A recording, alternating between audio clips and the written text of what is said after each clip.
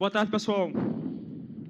Se eu estiver falando baixo, você me avisa que esse é um problema crônico, tá? Esse fim de semana, como o pastor falou, nós estivemos em São Paulo, mais especificamente na cidade chamada Indaiatuba. A gente foi para a Igreja Red, onde a gente teve uma conferência e foi uma conferência muito especial.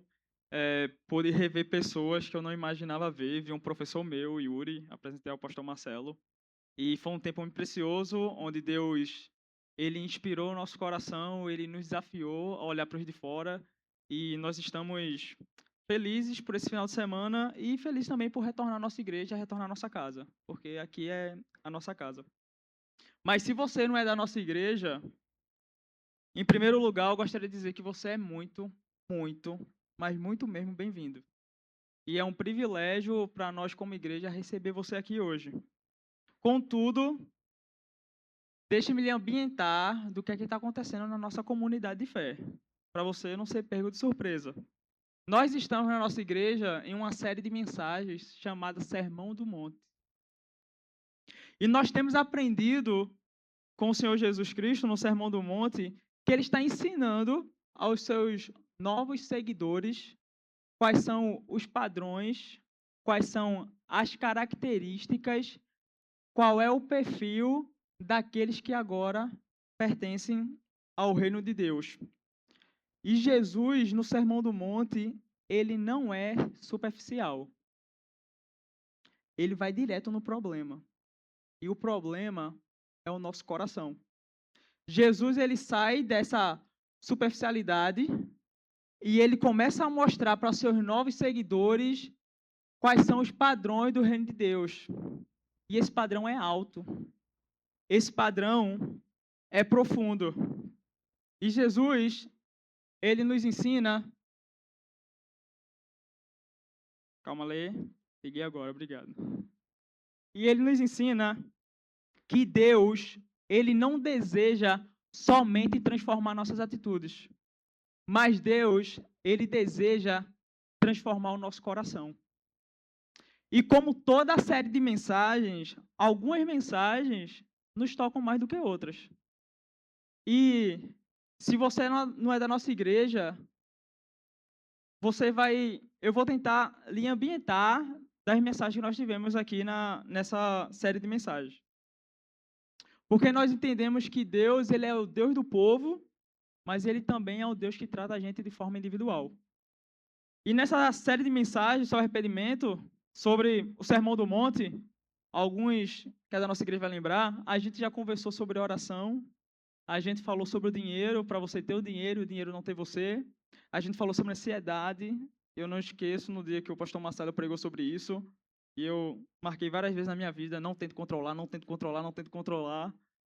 A gente teve conversas muito difíceis também, porque o Senhor Jesus Cristo, ele conversa com a gente aí algumas coisas difíceis às vezes. A gente falou sobre adultério, a gente falou sobre divórcio, a gente conversou sobre ira e sobre a falta de perdão e como o perdão é o recurso que Deus nos disponibiliza para nos livrar da amargura. A gente falou sobre julgamento e a gente também falou sobre arrependimento. Mas a verdade é que o Senhor Jesus Cristo, intencionalmente, no Sermão do Monte, se você perceber, ele vai tratar de temas comuns, temas diários, temas que seus seguidores têm que lidar todos os dias. Porque isso é uma verdade muito importante. Isso é uma mensagem que Deus está dando para o mundo.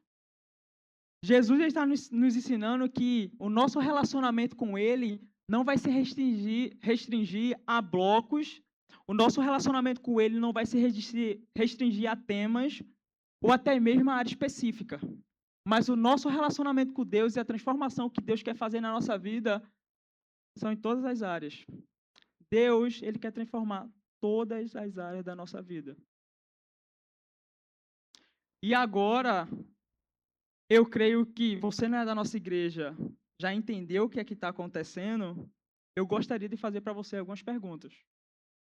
E a primeira pergunta que eu gostaria de fazer para você é: no que você baseia as suas decisões?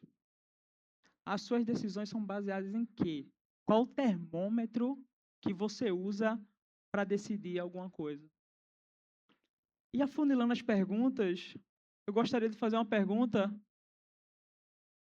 se você segue os conselhos de Deus ou se você segue os seus próprios conselhos? Você pode pensar que não, mas isso é uma tentação que está rodeando nosso coração o tempo todo. Senhor, muito obrigado pelo conselho da tua palavra, mas eu tenho uma solução. Muito obrigado pelo que o Senhor tem nos ensinado no Sermão do Monte, mostrado os padrões da vida daquele que vive com o Senhor, mas eu tenho um conselho melhor. Isso é uma tentação que eu sofro e talvez alguns de vocês também sofram. E agora, para você que já segue ao Senhor Jesus Cristo, gostaria de fazer uma pergunta bem específica. Se você é desobediente, você se considera uma pessoa desobediente? Você já parou para pensar nisso? Rapaz, será que eu sou desobediente? E a grande mensagem que eu gostaria de trazer hoje é essa. Escolhas quando decidimos desobedecer a Deus. Escolhas quando decidimos desobedecer a Deus. Jonas capítulo 1, se você tiver uma Bíblia, puder abrir para nos acompanhar. Jonas capítulo 1.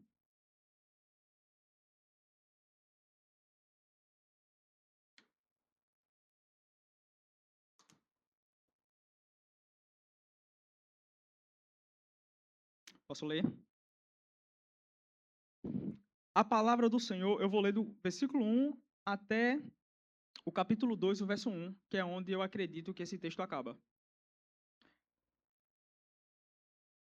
A palavra do Senhor, ela veio a Jonas, filho de Amitai, com esta ordem: Jonas, vá depressa à grande cidade de Nínive e pregue contra ela, porque a sua maldade subiu até minha presença. Mas Jonas fugiu da presença do Senhor, dirigindo-se para Tarsis. Jonas desceu à cidade de Jope, onde se encontrou um navio que se destinava àquele porto. Depois de pagar a passagem, ele embarcou para Tarsis, para fugir da presença do Senhor. O Senhor, porém, fez soprar um forte vento sobre o mar, e caiu uma tempestade tão violenta, que o barco ameaçava se arrebentar. Todos os marinheiros ficaram com medo, e cada um clamava ao seu próprio Deus. E eles começaram a tirar as cargas ao mar para tornar o navio um pouco mais leve. Enquanto isso, Jonas, que tinha descido ao porão e se deitara, dormia profundamente. O capitão se dirigiu a ele e disse: Como você pode ficar aí dormindo? Levante-se, clame ao seu Deus. Talvez ele tenha piedade de nós e não morramos. Então os marinheiros combinaram entre si: Vamos lançar sorte para descobrir quem é o responsável por essa desgraça que se abateu sobre nós. Eles lançaram sorte e a sorte caiu sobre Jonas. Por isso lhe perguntaram: Diga-nos, quem é o responsável por essa calamidade?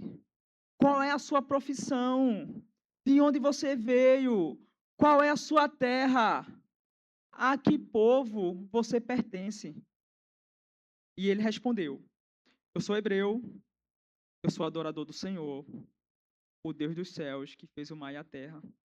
Então os homens ficaram apavorados e perguntaram: O que foi que você fez? Pois sabiam que Jonas estava fugindo do Senhor, porque eles já lhes tinham dito. Visto que o mar estava cada vez mais agitado, eles lhe perguntaram: Jonas, e agora? O que devemos fazer com você para que o mar se acalme? E Jonas respondeu: Me peguem e me joguem no mar, e o mar ficará calmo. Porque eu sei que é por minha causa que essa violenta tempestade caiu sobre vocês. Mas ao invés disso, os homens eles se esforçaram ao máximo para remar de volta à terra, mas eles não conseguiram. Porque o mar tinha ficado ainda mais violento. E eles clamaram ao Senhor: Senhor, nós suplicamos, não nos deixa morrer por tirarmos a vida deste homem. Não caia sobre nós a culpa de matar um inocente, porque tu, Senhor, foi tu, Senhor, que fizeste o que desejavas. E em seguida, esses homens pegaram Jonas e o lançaram ao mar enfurecido. E este mar se aquietou. E esses homens, tomados de grande temor ao Senhor, lhe ofereceram sacrifício e se comprometeram por meio de votos. O Senhor fez com que um grande peixe engolisse Jonas. E ele ficou dentro do peixe 3 dias e 3 noites. E dentro do peixe, Jonas finalmente decidiu orar ao Senhor. Vamos orar? Senhor Jesus, muito obrigado por tua graça. Muito obrigado por teu amor. Muito obrigado porque, assim como Jonas, muitas vezes nós decidimos desobedecer ao Senhor, fugir do Senhor, e em outra vida a gente nem conhecia o Senhor. Mas porque o Senhor é bondoso e nos ama, o Senhor nos alcançou, nos resgatou e nos deu uma oportunidade de ter um relacionamento contigo. Quero te pedir para que o Senhor fale aos nossos corações e a tua palavra venha fazer o que ela é proposta a fazer, Senhor. Edificar, nos transformar, descortinar as verdades ocultas no nosso coração e venha nos fazer se render a Ti. Essa é a minha oração, nos méritos de Cristo. Amém. Uma pesquisa da revista Exame, ela falou que entre 20% e 35% dos adultos, eles se declaram abertamente pessoas desobedientes. Isso para regras simples ou regras absurdas. São pessoas que elas se classificam assim. Eu sou uma pessoa desobediente. E nessa pesquisa, tratando um perfil dessas pessoas, foi separado 3 perfis. E o primeiro perfil, eu denominei eles de o rebelde. Essas pessoas diziam assim nessa pesquisa: quem manda na minha vida sou eu. Você já se viu assim? Quem manda na minha vida sou eu. Alguma vez, quando criança, pense aí se você recebeu uma ordem clara, direta, e você falou, não vou fazer. E eu acho que todo mundo já teve essa fase, que você obedecia, você vai ficando adolescente ali e você fez, eita, eu posso escolher. Quem manda na minha vida sou eu. Não vou fazer isso. E dizer quem manda na minha vida sou eu, muitas vezes não é uma frase isolada, mas é uma filosofia de vida de muitos. E a minha geração, a nossa geração, não é geração de alguns, brincadeira, pastor Marcelo, mas a nossa geração é uma geração que a gente gosta de quebrar paradigmas. É a geração que não há limites. E eu vejo as redes sociais como uma coisa muito importante nisso, porque você está no Instagram e você pode ver uma coisa do outro mundo. E você traz isso para a sua vida diária e você diz, não tem limite para mim. Não tem barreira. Quem manda na minha vida sou eu. Somos a geração que não existe verdades absolutas. Ah, eu acho isso. Ah, que bom. Eu acho outra coisa. E está tudo bem, porque não existe uma verdade absoluta. E essa geração tem essa frase na ponta da língua. Quem manda na minha vida sou eu. E parece que não, mas muitas vezes nós nos relacionamos com Deus dessa forma. Quem manda na minha vida sou eu.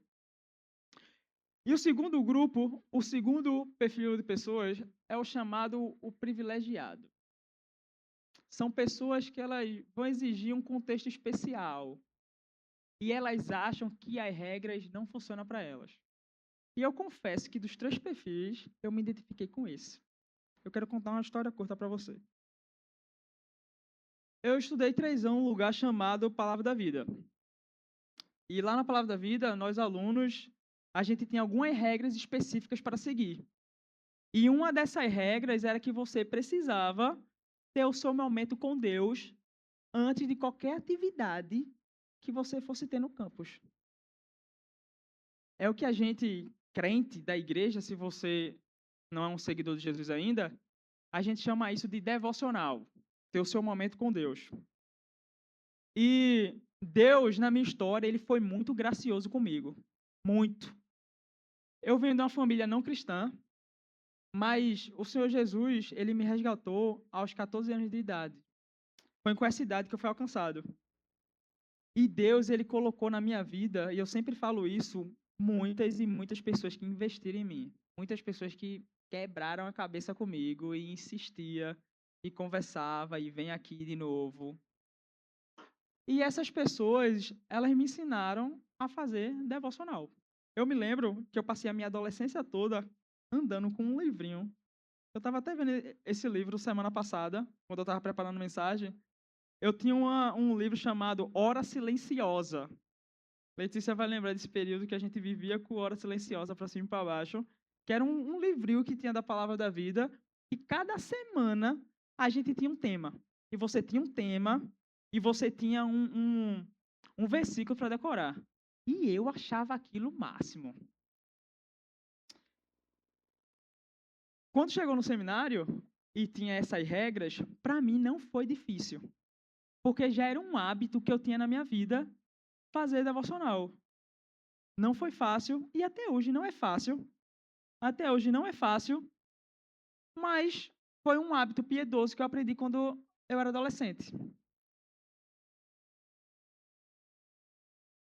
Aí vem um detalhe. O meu primeiro e meu segundo ano, eu estudei na Palavra da Vida do Norte, que é lá em Belém do Pará. E, como todas as palavras da vida, eles seguem as mesmas regras, que você precisa ter a sua devocional. Só que no terceiro ano, eu decidi vir para Recife. E tinha um detalhezinho, justamente na devocional, que era muito difícil para mim. Em qualquer palavra da vida, você decide onde você vai fazer a sua devocional. E eu sempre gostei de fazer no quarto e na cama. Acordava, primeira coisa. Só que na palavra da vida aqui em Recife, a devocional ela precisava ser feita fora do quarto. Imagine Paudalho, não sei se você conhece Paudalho, ele perto da Cristolândia. 5h30 da manhã, você levantar aquela neblina. Meus irmãos, não era bom. Para o meu coração. Não para a atividade do campus, porque o campus era maravilhoso e funcionava. O problema era eu. Eu levantava questionando tudo. Foi o ano que eu tive mais dificuldade de fazer meu tempo com Deus. Porque meus questionamentos eram: o que isso muda o meu relacionamento com Deus? Isso vai mudar em quê meu relacionamento com Deus? Eu fazer minha devocional num quarto ou fora do quarto? Não tem explicação, não tem motivos. Mas isso é porque eu precisava de uma explicação específica. E muitos de nós, às vezes, somos assim. A gente não tem um coração igual de Abraão. Abraão vai lá e mata o menino. Abraão tá certo. Vou fazer. Abraão, tu não vai perguntar por quê? Não. Eu confio no Senhor. Ele é bom. Ele me ama. O que ele tem para mim é agradável. E eu sei que, independente de qualquer coisa, os seus resultados serão alcançados. Meu coração, infelizmente, ainda luta para querer ser igual ao de Abraão. Mas é uma luta muito difícil. Porque, geralmente, eu preciso de uma explicação específica por que eu não deveria fazer tal coisa. E eu me encaixo nesse grupo. Eu me vejo nesse grupo. E tem um terceiro grupo que é o grupo dos calculistas. Esse grupo, para mim, é o mais perigoso. Porque esse grupo, eles calculam o risco e eles consideram que eles podem assumir. São pessoas que, antes de desobedecerem, eles olham para tudo, para toda a situação e diz: eu consigo encarar. Se eu esconder dessa forma, não vai ter aquele resultado, então eu vou cair para dentro. Mas a realidade é que, como vai dizer a Elise Fitzpatrick, no seu livro Ídolos do Coração, ela é uma teóloga, uma escritora, ela comentando sobre Gênesis 3, ela levanta uma pergunta. E a pergunta é: por que Eva escolheu desobedecer a Deus? Você já se perguntou isso? Por que Eva escolheu desobedecer a Deus? Olhe de novo, e ela continua. Olhe de novo as 3 palavras no versículo. Esse versículo que ela está tratando é Gênesis 3. Agradável, atraente e desejável.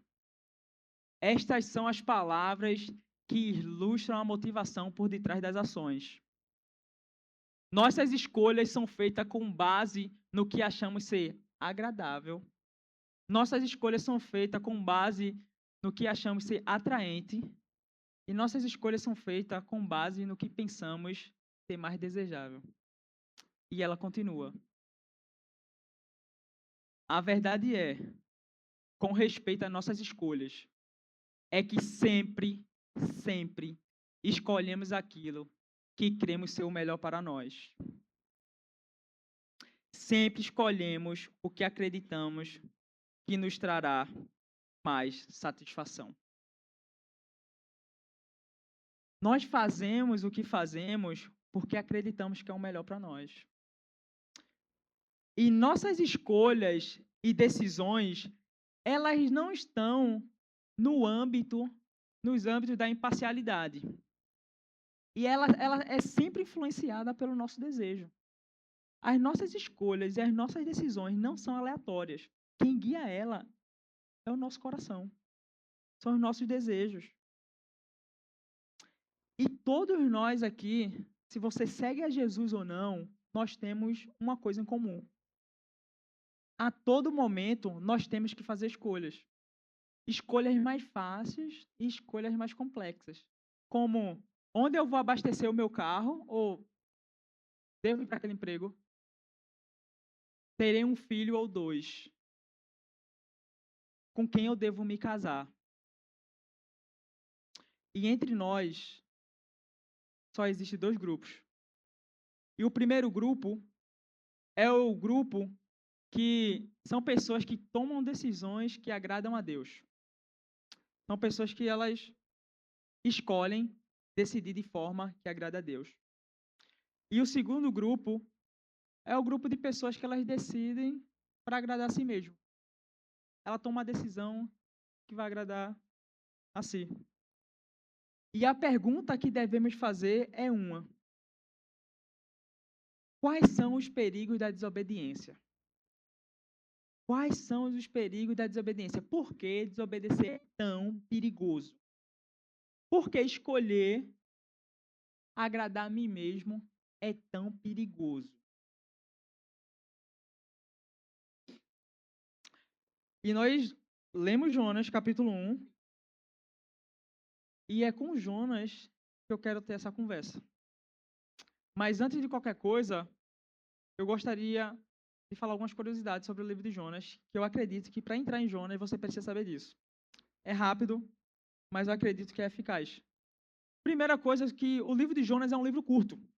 Se você for olhar para Jonas, dá para você matar Jonas essa semana. Jonas tem Jonas capítulo 1, Jonas capítulo 2, Jonas capítulo 3, Jonas capítulo 4. É um livro curto, mas é um livro eficaz. Em Jonas, nós conseguimos extrair verdades eternas e preciosas. Jonas é um livro curto, mas é um livro poderoso. E a segunda coisa que eu quero que você saiba sobre Jonas é que o livro de Jonas não é sobre Jonas. O livro de Jonas, ele não é sobre Jonas. Talvez, se você veio de outra igreja ou se você ouviu em outro contexto, geralmente quando você fala em Jonas, você remete Jonas a um peixe ou uma baleia. E a gente acaba lidando com o livro de Jonas dessa forma. Mas a verdade é que o livro de Jonas é sobre Deus. O livro de Jonas é um livro que ele vai falar do caráter de Deus. O livro de Jonas é um livro que ele fala da compaixão de Deus. O livro de Jonas é um livro que ele vai falar da graça de Deus com as nações. O livro não tem nada a ver com Jonas. Jonas é apenas um personagem. Mas o livro está gritando sobre quem Deus é. Por isso Jonas é precioso. A terceira coisa que eu quero que você saiba é que Jonas, o nosso personagem, que nós vamos ver um pouco sobre ele, das decisões dele, Jonas ele não é um personagem aleatório. Geralmente, quando você pensa em Jonas, você só pensa no livro de Jonas. Mas em 2 Reis 14:25, se você der uma olhada, Jonas ele está profetizando no período de Jeroboão. Jonas era um profeta. E Jonas era um profeta conhecido. Então, eu quero que você tenha na mente que Jonas é um servo de Deus. Jonas facilmente estaria aqui. Jonas era um homem temente a Deus. Jonas era um homem que, com atitudes dele, não que ele relata no livro, é um homem que teme a Deus. É um homem que ele consagrou a vida dele a Deus e ao ministério. E a quarta coisa que eu quero que você saiba é que a mensagem de Jonas, ela vai tratar a realidade do povo de Israel. E é uma mensagem direta para o povo de Judá. Jonas é um livro e é uma mensagem que tem um destinatário. Os primeiros leitores de Jonas, os remanescentes do exílio, essa é a mensagem que Deus deixa para eles. Eu não sei se você já leu Jonas, mas se você chega no capítulo 4 de Jonas, o livro não acaba. Não tem um fim. O livro de Jonas é uma pergunta. Jonas começa com Deus falando, e veio a palavra do Senhor a Jonas, e o livro de Jonas, no capítulo 4, termina com Deus fazendo uma pergunta para Israel. E a pergunta que Deus faz para Israel é: Israel, não terei eu compaixão da grande cidade de Nínive? E Deus deixa Israel pensando. Deus está dizendo para Israel: eu sou misericordioso. Vocês foram levantados para ser luz para as nações, mas vocês não estão sendo. Mas eu, Senhor, eu ainda me importo com as pessoas, de forma individual. E a quinta coisa que eu quero que você saiba é que o livro de Jonas não é um livro para pessoas que têm uma fé hesitante. O livro de Jonas é um livro cheio de milagres. A gente encontra no livro de Jonas mais ou menos uns 10 milagres que acontecem. Um homem engolido pelo peixe. Uma cidade inteira, com 120 mil pessoas, se converte com uma pregação horrível. Deus dá ordem ao mar. Deus dá ordem a um inseto para morder uma planta que cresceu no dia e no outro dia morreu porque Deus assim mandou. Ele é um livro para que, se você tem uma fé hesitante, se você é incrédulo, esse livro é um choque para você. Porque ele é um livro cheio de milagres. E segundo o pastor John MacArthur, ele vai estar dizendo na sua panorama que o maior milagre de todos provavelmente foi o fato de Jonas ter registrado esses eventos históricos humilhantes para ele, mas que certamente glorifica a Deus. De todos os milagres em Jonas, talvez o maior foi Jonas ter registrado, porque foi humilhante que Jonas escreveu nesse livro, mas que glorificava a Deus. E voltando à nossa pergunta, quais são os perigos de desobedecermos a Deus? Primeiro perigo que eu gostaria de tratar com você é que decidir desobedecer a Deus, afeta o nosso relacionamento com Deus. Decidir desobedecer a Deus afeta o nosso relacionamento com Deus. Veja Jonas 1:3. Jonas, porém, fugiu da presença do Senhor. Dirigindo-se para Tarsis, desceu a Jope, onde encontrou um navio que se destinava àquele porto. Depois de pagar a passagem, embarcou rumo a Tarsis para fugir do Senhor. Jonas capítulo 1, como lemos, Jonas ele vai receber uma ordem clara, uma ordem direta. Jonas, vá para a cidade de Nínive e pregue contra ela, porque a sua maldade, ela subiu até mim. E no primeiro versículo, o autor ele nos deixa muito claro qual é o caráter de Deus. Deus, ele não é um Deus distante. Deus, ele não é um Deus que ele está apático com a história da humanidade. Deus, ele é um Deus que ele contempla. E o pecado afeta Deus. Ele se incomoda. Deus, ele não é um Deus que está isento no céu. Pelo contrário. E Nínive, se você não sabe, ela era a grande capital do Império Assírio. É o que hoje nós conhecemos mais ou menos como o Iraque. E era uma cidade muito, muito, muito famosa. E como toda fama, fama boa e fama ruim. E Nínive tem uma fama péssima. Os ninivitas, eles eram conhecidos por ser um povo cruel, um povo maldoso, um povo de guerra, um inimigo declarado de Israel. E o texto vai dizer que Jonas ele se levanta, mas ele se levanta para fugir da presença do Senhor. E a presença do Senhor nesse texto é muito importante e ele tem um significado muito específico. Fugir da presença do Senhor em Jonas não significa a possibilidade de geograficamente se esconder de Deus. Não é isso que Jonas vai falar. Porque se você for ver o verso 9 na sua Bíblia, Jonas vai dizer assim: Eu sou hebreu, adorador do Senhor, o Deus dos céus, que fez o mar e que fez a terra. Jonas ele sabia que não importava para onde ele fosse, Deus estaria lá. Como vai dizer o salmista Davi no Salmo 139: Para onde eu fugirei, Senhor, do teu espírito? Para onde eu posso escapar da tua presença? Se eu subir aos céus, lá estás. Mas se por acaso eu pensar fazer a minha cama no mais profundo abismo, lá também tu estás. Jonas sabia que fugir do Senhor para Jonas não implicava a possibilidade de fugir geograficamente de Deus ou se esconder de Deus. Mas fugir da presença do Senhor para Jonas é fugir completamente da vontade de Deus. E desobedecer a Deus afeta nosso relacionamento com Deus. Jonas 1:3, fugiu Jonas da presença do Senhor. Jonas 1:3, a parte B, fugir do Senhor. Se você for olhar Jonas 1:10, a gente leu esse texto, Jonas estava fugindo do Senhor. Fugir do Senhor é fazer escolhas ou tomar decisões que não agradam a Deus. Bem diretamente agora, toda vez que você decide uma coisa que não agrada a Deus, você está optando por fugir do Senhor. E Jonas, ele não foge do Senhor somente com palavras. Jonas, ele foge do Senhor com atitude. No verso 6, o marinheiro vai estar dizendo: Jonas, levanta, clama a teu Deus.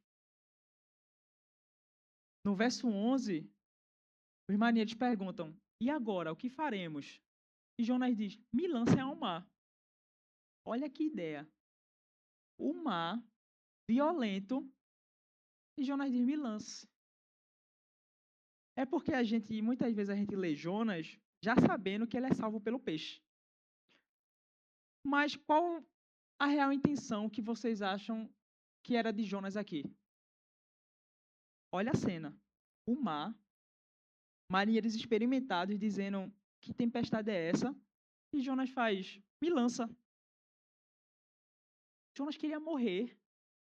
É porque geralmente a gente lê Jonas dizendo: ele vai ser salvo pelo peixe. Mas ele não sabia. Porque a salvação de Jonas pelo peixe é a intervenção da graça de Deus. Mas o que Jonas está querendo aqui é morrer. Jonas preferia morrer do que falar com Deus. Todo mundo no capítulo 1 de Jonas fala com Deus. Os marinheiros oravam aos deuses. Aí alguém chega: ei, Jonas, oi, levanta, clama a teu Deus. Jonas faz nada. E aqui é uma grande lição para o nosso coração. Quando decidimos desobedecer a Deus, uma das primeiras áreas da nossa vida que é afetada é a nossa vida de oração. Jonas não ora. Jonas ele está com o seu coração duro. Isso é um perigo. Quando nós tomamos decisão que não agrada a Deus, nós estamos optando a ter o nosso relacionamento com Deus afetado. Isso é perigoso. E o segundo perigo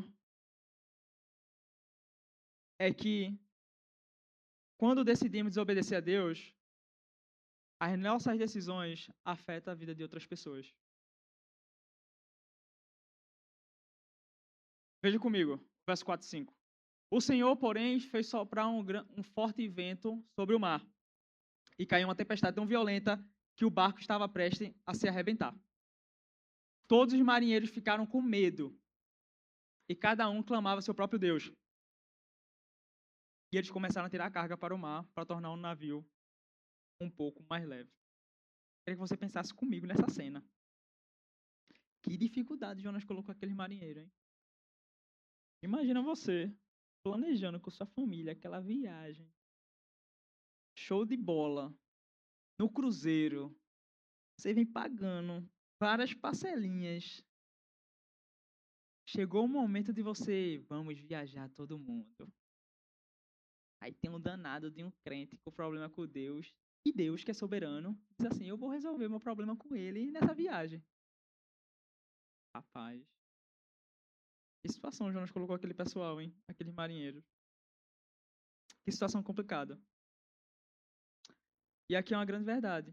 E pessoas que decidem agradar a si mesmo traz problemas. O Senhor, se você não tem um relacionamento com Jesus ainda, isso também é para você. O Senhor, Ele nos chama para ser uma bênção. Mas quando nós decidimos desobedecer, nós somos uma desgraça. Um crente desobediente, ele é uma desgraça na vida de outras pessoas. Um crente desobediente, ele é um perigo para quem topa seu caminho. Uma pessoa que decide agradar a si mesmo, ela causa danos terríveis.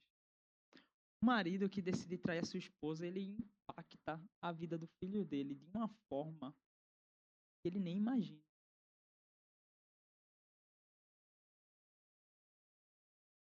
Quando você decide desobedecer, você traz um caos para a vida de outras pessoas que você não faz ideia.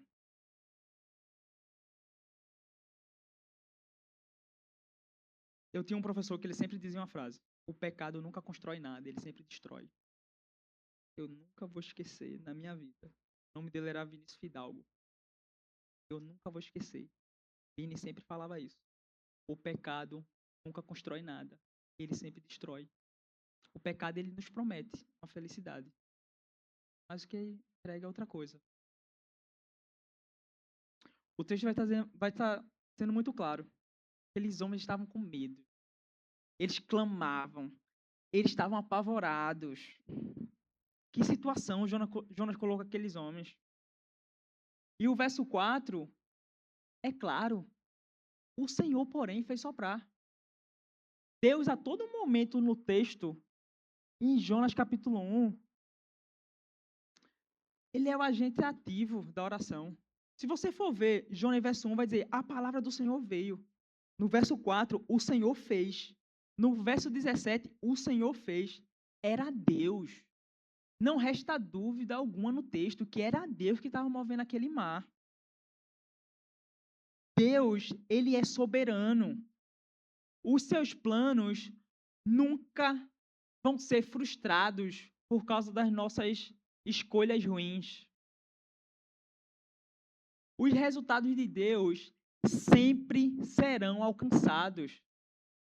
E eu preciso que você olhe para Jonas capítulo 1 desse jeito, que você veja esse caráter de Deus, um caráter que Deus é soberano. Jonas, ele achava que com a decisão dele, algo poderia mudar na vida dos ninivitas. Jonas, ele não aceitava que os ninivitas iam receber a mensagem de salvação. A gente vê isso no capítulo 4, quando Jonas vai estar dizendo, tá vendo, Senhor? Foi por isso que eu decidi não vir, porque eu sabia desse teu caráter. E ele vai falar, ele vai citar Êxodo.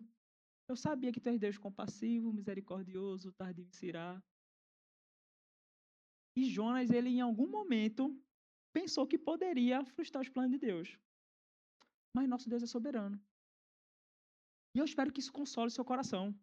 Eu não sei a situação que você passa na sua vida, mas saiba que Deus é soberano. E os resultados de Deus sempre, sempre, sem dúvida, serão alcançados. Nada vai impedir o resultado de Deus. Nada. Mas o Senhor, como eu falei no começo, ele não trata a gente só como povo. Ele também nos trata de forma individual. Se você for ver o verso 7, o texto diz assim: Então cada marinheiro disse ao seu companheiro: Olha, vamos lançar sorte para descobrir quem é o responsável por essa desgraça que se abateu sobre nós. Lançaram-se sorte e a sorte caiu sobre Jonas. Por isso perguntaram: Diga-nos quem és, quem é o responsável por essa calamidade, qual a sua profissão, de onde você veio, qual a sua terra, povo você pertence. Você percebe a soberania de Deus? Como Deus é soberano até no lançar sortes, para aqueles homens eram, vamos ver aqui o que dá. Deus é soberano até nisso, no lançar sorte. E à medida, e Jonas, não sei se você lembra, a gente comentou, no versículo 6 ele já tinha sido confrontado. Jonas levanta Deus e clama, levanta-te e clama a teu Deus. Deus dá uma oportunidade para ele. Jonas, se arrepende, volta, a gente resolve isso daqui. Mas Jonas continua com o coração duro. E quando nós pertencemos ao Senhor e nós decidimos continuar com o coração duro, Deus ele vai intensificando seus métodos. E Deus usa um método aqui fantástico, que Deus ama usar, que se chama pessoas e boas perguntas. Nunca despreze pessoas e boas perguntas. Porque pessoas e boas perguntas, muitas vezes, é o método que Deus usa para descortinar a verdade do nosso coração. Deus, Ele ama usar pessoas e relacionamentos. Piedade, que a gente fala, vamos ver a vida piedosa. Piedade não é um esporte individual. Piedade é um esporte coletivo. Piedade é um esporte jogado em grupo. E Deus, ele nos transforma e desenvolve o caráter de Cristo em nós por meio de relacionamentos confrontadores. E eu gostaria também de lembrar você que é também por meio de situações difíceis que Deus vai usar aquelas mesmas pessoas que estão envolvidas em toda aquela confusão para confrontar o seu coração. Deixa eu dar um exemplo prático. Eu nem coloquei isso aqui, mas eu lembrei. Não sei quanto vocês sabem, mas eu e Letícia e Andrei e Ivan ali, a gente é amigo assim muitos anos. O Andrei chegou depois, agregado, mas Letícia tá com a gente há muitos anos aí, porque a gente cresceu junto, na mesma igreja, no mesmo bairro, enfim. E no nosso grupo a gente tem muito uma mania de dizer coisas pesadas e difíceis um para o outro. A gente estava até conversando sobre isso antes de eu subir aqui, que como a gente tem essa cultura de ter conversas que confrontam. E eu me lembro uma situação que eu e a Letícia estava num contexto específico cristão, e eu fiz um comentário, que se eu fizesse esse comentário para qualquer um aqui, estava tranquilo, porque não soava nada pecaminoso. Mas como Deus ama usar pessoas e pessoas próximas a nós para nos confrontar, Letícia olhou para mim, não falou nada e depois eu quero falar contigo. Não, beleza. Eu fiquei, não, eu fiz um retrospecto assim da minha vida. Rapaz, o que é que eu fiz? O que é que eu falei? Eu falei, não, tô tranquilo. Sonda-me, Senhor, e me conhece. Tá tranquilo. Aí a Letícia falou, a forma que tu falou, tal coisa. O que é que tu acha sobre isso? Quanto de pecado tem nisso no teu coração? E é uma coisa que, se você não conhece outra pessoa, não é pecaminoso em si. Mas quando ela falou aquilo, parecia que estava caindo uma escama nos meus olhos. Eu nem questionei. Eu fiz, é verdade. É verdade. Valeu. O que tu acha sobre isso? Eu acho que você está certo. Que Deus ele tá usando você para tratar o meu coração. Às vezes, se a gente tem uma barba maior, assim, feito deglia, você vai comer um doce, aí você mela a sua barba. Só que você acha que tá tudo tranquilo. E você anda aí. que você não percebe. E é só outra pessoa que diz, ó, tá melado aqui, ó. E esse é o método que Deus usa. Pessoas, boas perguntas, relacionamentos que confrontam. Deus, ele ama fazer isso. Deus, ele ama. Terceiro e último ponto, mas não menos importante, é que as nossas decisões, elas têm consequências. Vou falar uma coisa agora que é achismo meu, tá? Não leve isso como uma verdade teológica. É um achismo meu. Eu acredito piamente que quando Jonas, no começo do texto, decidiu desobedecer a Deus, ele não fazia ideia das consequências que ele teria. Eu acho que quando ele decidiu, não vou em Nínive, ele não pensou, eita, o final dessa história eu vou acabar dentro de um peixe.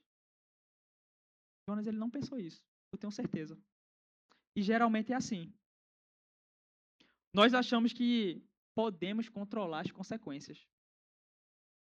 Nós achamos que eu vou tomar essa decisão que não agrada a Deus, mas eu consigo reparar os danos da minha forma.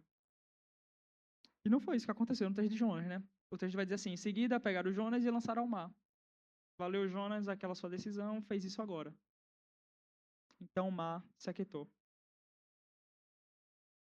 Eu não sei se você percebeu quando a gente leu o capítulo 1 de Jonas, mas o livro de Jonas, ele é cheio de paralelismo sintático. Ele tem muita repetição de palavras e palavras antagônicas. E tem uma coisa no texto que é fascinante. Só fazer um comentário. Quando você estiver lendo a Bíblia, tente aplicar isso na medida do possível. Observe as repetições de palavras. Quando as palavras se repetem muito. O autor do texto, ele quer expressar algo para a gente. Quando você vê a palavra repetindo, por quê? Deus, por meio do Espírito Santo, usou aquele autor para estar usando essa palavra toda hora.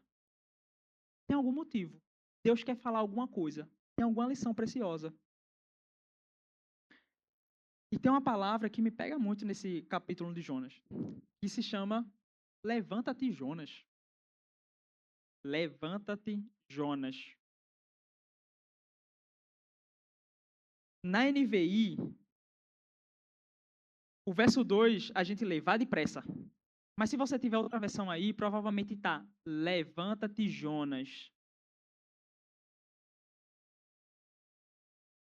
E quando eu estava estudando o texto, eu fui dar uma olhada no texto original. E a melhor palavra aqui é levanta-te, Jonas. Antes que você ache que eu sei hebraico, grego e essas coisas, tem um aplicativo chamado Logos Bible.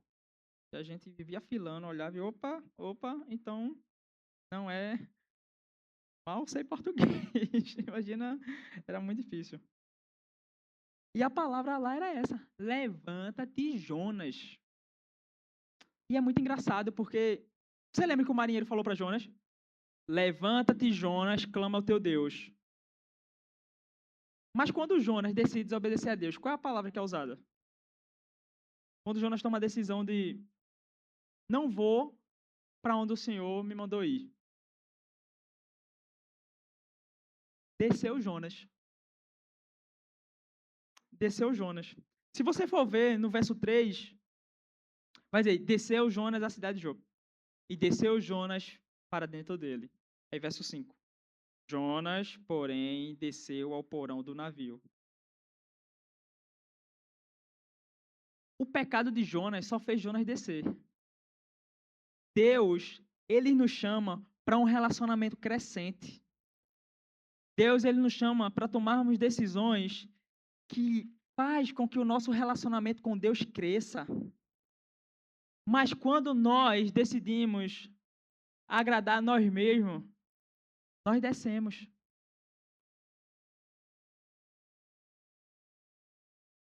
E a decisão de Jonas é tão dura que Jonas ele vai descendo, descendo e vai para dentro do peixe. E no capítulo 2, se você for ver, vai estar falando, Senhor, e me jogaste nas profundezas dos mares. O abismo me cercou, Senhor. O verso 6, eu afundei até chegar aos fundamentos. A decisão de Jonas afetou tanto o relacionamento dele com Deus e ele não pôde controlar as consequências, que em vez dele subir no relacionamento, ele desceu. E essa é uma verdade prática para a nossa vida. Toda vez que decidimos desobedecer a Deus, estamos optando a cair com o nosso relacionamento com Deus. Tem uma coisa que se fala muito no PG, que é o tal do bola cheia e bola murcha. Eu não sei se o seu PG fala esses termos aí de acampamento. Mas o bola cheia, o bola murcha da semana é isso daqui. Subiu e desceu. E qual foi a bola cheia? Ah, foi isso. Essa semana, qual foi a bola murcha? E Deus, ele nos chama para um relacionamento que a gente tenha mais bola cheia do que bola murcha.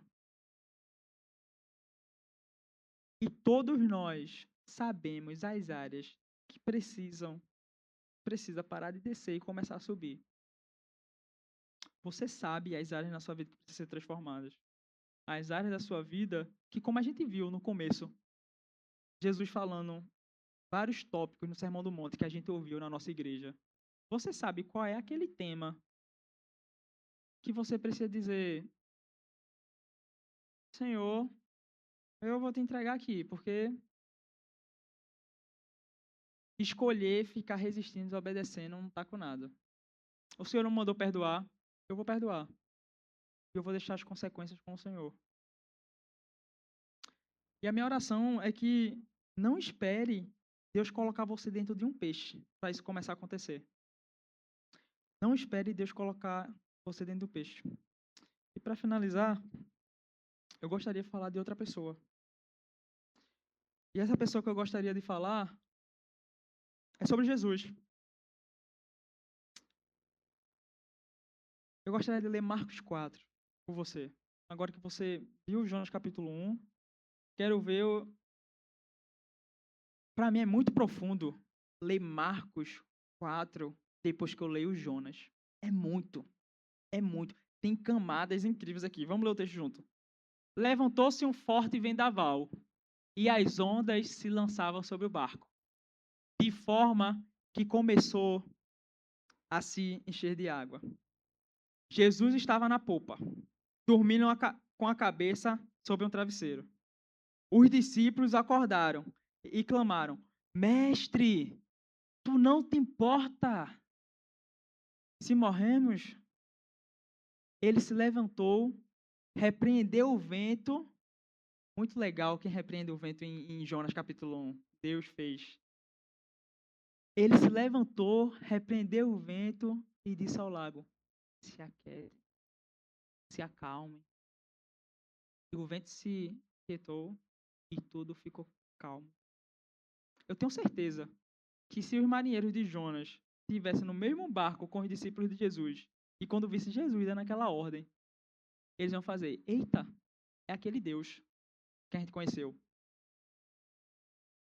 Esse texto para mim é incrível. É incrível quando eu olho ele para Jonas, para mim é muito profundo, porque é dando respostas sobre quem Jesus é. Mas eu gostaria não de falar sobre isso. Eu gostaria de falar de dois personagens, Jesus e Jonas. Primeira coisa que eu queria falar de Jonas, como falei para vocês, que Jonas é um profeta. Jesus também é um profeta. Jonas é enviado por Deus, mas Jesus ele também foi enviado por Deus. Jonas, ele tem uma mensagem. Jesus também tem uma mensagem. Jonas dorme no barco. Jesus também dorme no barco. O problema não é dormir no barco. Mas somente um tem um coração no lugar certo. Somente uma pessoa tem um coração no lugar certo. Jonas, ele dormia o sono da desobediência. O coração de Jonas estava apático. Mas Jesus, ele dormia o sono daquele que confia no Pai. E eu quero incentivar você a olhar para esse texto e exaltar o nome de Jesus. Porque Muitas vezes nós não nos damos conta que Jesus Cristo é o perfeito de muita coisa do Antigo Testamento. Calma que eu vou tentar melhorar isso para você. Jesus é o nosso Jonas que não falhou. Enquanto Jonas falha, Jesus não falha. Enquanto eu e você tomamos decisões, falhamos, nós podemos olhar para o Mestre e dizer: Ele venceu por mim. E essa comparação que eu fiz é porque eu queria falar de um assunto específico. É que é possível você, seguidor de Jesus, que me ouve, e isso aqui, estou falando para os seguidores de Jesus, se você não é seguidor de Jesus ainda, você tem a oportunidade de ser. É possível você ser uma pessoa vocacionada para o ministério e a frieza espiritual ter dominado seu coração. Você tem todos os requisitos: profeta, enviado, mensagem. Muitas vezes você é um homem ou uma mulher de Deus cheio de dom espiritual. Muitas vezes você tem um dom do aconselhamento. Muitas vezes você tem um dom da misericórdia. Eu conheci uma pessoa que ela tinha dom da misericórdia. Aí, como é que tu sabe disso? Porque ela sofria muito por tudo que as pessoas passavam. Geralmente, quando você fala a alguém, fulano da igreja está doente, aí você faz, eita, vamos orar por fulano. Mas tem gente que tem um dom da misericórdia, ele sente. Ele vai dizer, eita, vou ligar para fulano. Como é que você tá? É um dom da misericórdia, ele sente. Tem gente que tem dom de aconselhamento. Você vai conversar com uma pessoa, parece que o que a pessoa fala, você está ouvindo Deus falar. Quando ela fala da palavra de Deus, obviamente. Eu não sei o dom que você tem. Mas o que eu sei é que quando você decide ser desobediente, você é impedido de frutificar pela glória de Deus. Tem uma frase de um teólogo chamado Wayne Grudem, que ele vai falar o seguinte: quando nós, cristãos, pecamos, não é somente o nosso relacionamento com Deus que é interrompido. A nossa vida cristã e a produtividade no mistério também são prejudicadas. Vou repetir mais uma vez. Quando nós, cristãos, pecamos, não é somente o nosso relacionamento pessoal com Deus que é interrompido. A nossa vida cristã e a nossa produtividade no ministério também são prejudicadas. Eu gostaria de dar para você 3 conselhos práticos. O primeiro conselho que eu gostaria de dar para você é: ouça a Deus. João 10:27 vai dizer: as minhas ovelhas ouvem a minha voz. Eu conheço elas e elas me seguem. Ouvir a Deus vai além de um som. Ouvir a Deus significa reconhecer a direção de Deus e escolher seguir o Mestre. Segundo conselho prático é: ame pessoas. Quando você decide desobedecer a Deus, a sua vida afeta a vida de outros. Isso é um problema de falta de amor. Ame pessoas. Antes de você tomar decisões, diga: não vou fazer isso não, porque isso vai arrebentar minha família. Primeiramente, entenda que isso vai arrebentar seu relacionamento com Deus. Esse é o mais importante. Mas também tem consequências. E a terceira coisa é: imagine. 1 Coríntios 2:9 vai dizer que olho nenhum viu, ouvido nenhum ouviu, mente nenhum imaginou o que Deus preparou para aqueles que o amam. Imagine que impacto terá na sua vida e na vida das pessoas ao seu redor se você se tornar uma pessoa que decide obedecer a Deus. Que impacto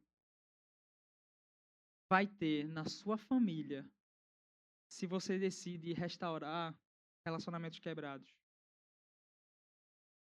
Que impacto poderoso vai ter na vida dos seus filhos ao saberem que ele tem um pai e uma mãe que temem ao Senhor?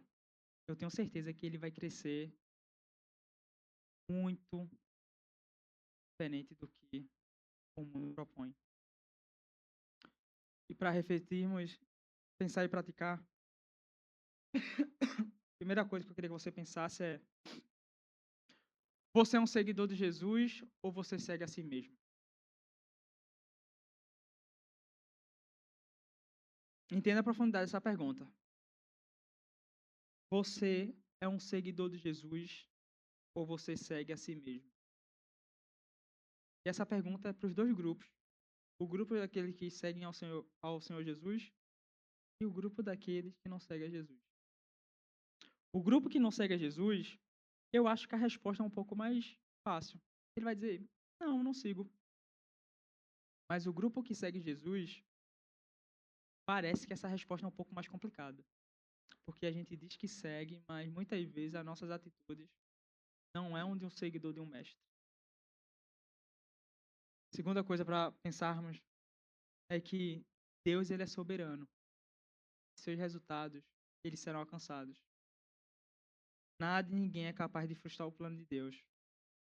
Como diz Jó no capítulo 42, pois eu bem sei, Senhor, que nenhum dos teus planos podem ser frustrados. A terceira coisa para pensarmos e praticarmos é que não importa, não importa mesmo quão fundo você esteja do mar, o Senhor, ele está sempre para salvar. Jonas 2,7 vai dizer: mas tu, Senhor, me fizeste subir.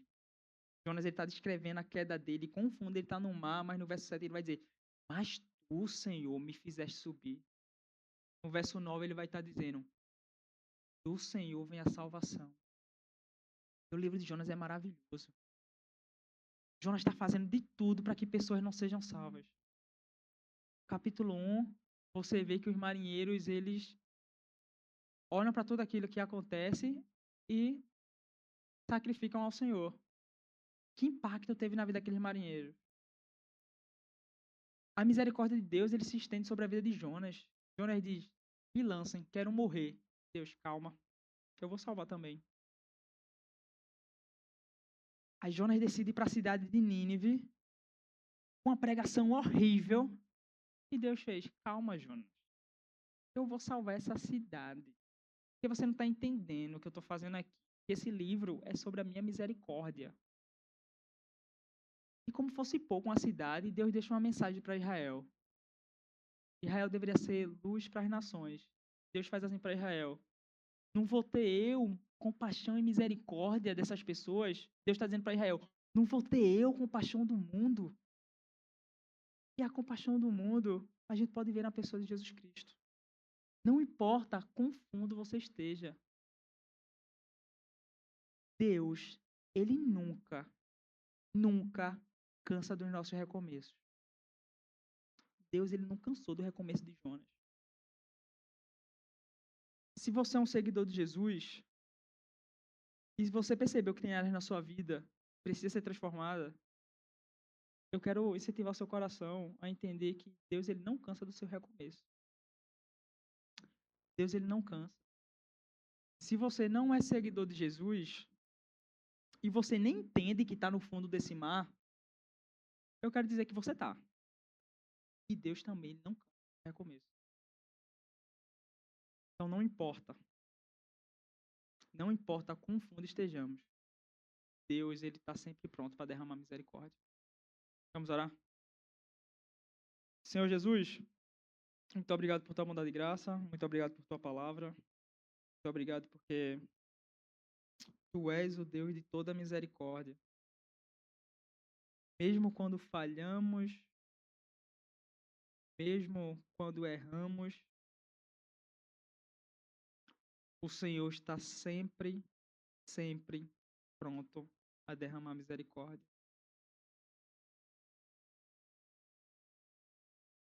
Trata a nossa vida, trata o nosso coração, trata o nosso caráter. Mas também, Senhor, traz salvação para a vida daquelas pessoas que não conhecem o Senhor. Porque nós temos pregado um evangelho que não é só de palavras, mas é um evangelho que é de poder. É um evangelho que o Senhor decide convencer pessoas que elas são pecadoras. E o Senhor também chama elas para a salvação que é em Cristo. Então, quero te pedir para que, se tiver alguém aqui nessa noite que não conhece o Senhor, que o Senhor venha estar quebrantando o coração dessa pessoa. Se tem aqui algum filho teu que tem pisado na bola e o relacionamento dele com o Senhor não está essas coisas todas, que o Senhor venha lembrar ele que o Senhor também não cansa dos nossos recomeços. Que o Senhor nos ama, o Senhor nos amou ontem, o Senhor nos ama hoje e o Senhor vai continuar nos amando. E a gente pode ver isso claramente na cruz de Cristo. O Senhor tem decidido salvar o mundo. O Senhor tem decidido chamar pecadores para si. Quero te pedir, Senhor, para que o Senhor possa estar usando a nossa igreja, a nossa pequena igreja, para ser um impacto na cidade de Recife. Que o Senhor possa estar usando cada vida aqui, Senhor, para mostrar que vale a pena seguir ao Senhor. Vale a pena ser um discípulo teu.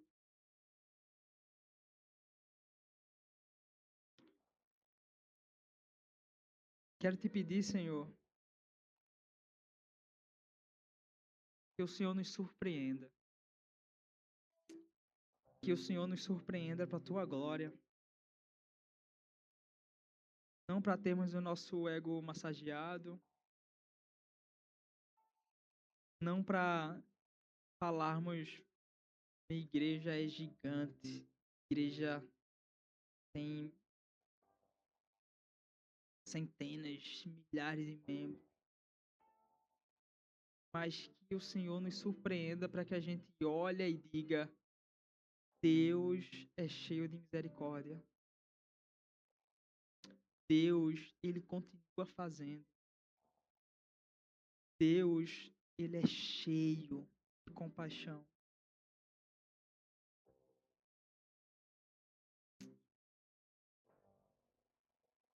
Senhor, tem misericórdia na nossa vida. E essa é a minha oração, confiando somente nos méritos de Cristo.